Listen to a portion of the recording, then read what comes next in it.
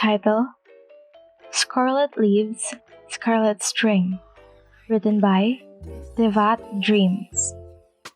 Kazuha hated the red string that was constantly attached to him, not for the same reason as some. He just found the string to be in his way. He had things to do and places to see. He had taken his blade to that string so many times, trying to disconnect himself from the soulmate that waited for him at the end of his trail. "I'm doing this for you," he thinks. "It would be less painful than..." He shakes his head and angrily sheathes his sword. However, that string led him to you much sooner than be expected. He met you while traveling, as expected, making for an awkward first meeting. You both look at the strings attached to you, leading to the person in front of you. "Well, I guess we don't need to be wary of each other," he notes. "Would you like to stay with me?" You put your weapon away. "I suppose." He smiles, nodding. "Good. We need to look for shelter. It's going to rain today." You look up at the sky. You see nothing but blue skies with white clouds dancing in them. Huh. But the weather is so nice. "I know," he says, walking past you, "but I can tell by the humidity. The rain will probably arrive in an hour, maybe an hour and a half." You quickly walk to catch up to him. "How do you know?" "This is what I do," he says, looking to you. It falls silent between you and Kazuha. You inspect the string still wrapped around his pinky. It was frayed. Had he tried to break it? You suddenly felt awkward, unwanted in his presence. Kazuha was right.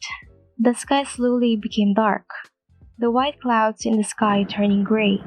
Luckily, you were able to find a cave to stay in. You both defeated the monsters in the cave quite easily. He sits down against the wall of the cave, sighing. He closes his eyes and puts his head back. "I guess now is a good time to discuss this," he tells you, holding up his hand. Right," you say. You had expected that meeting your soulmate would be exciting, the best day of your life. It was the day everyone looked forward to. Yet, you were everything but that. "You can cut the string now," he chuckles. "You saw my damaged string, huh?" He opened his eyes.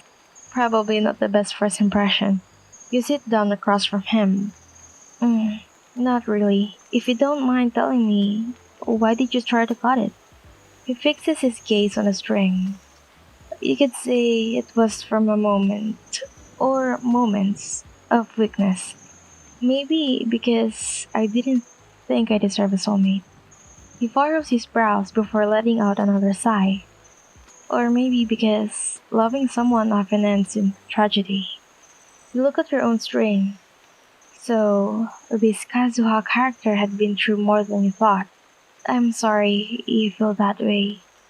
I hope you'll explain to me why you feel that way someday." You tell him. It still felt unreal that this stranger was the person you would spend the rest of your life with. A soft grin spread across his face.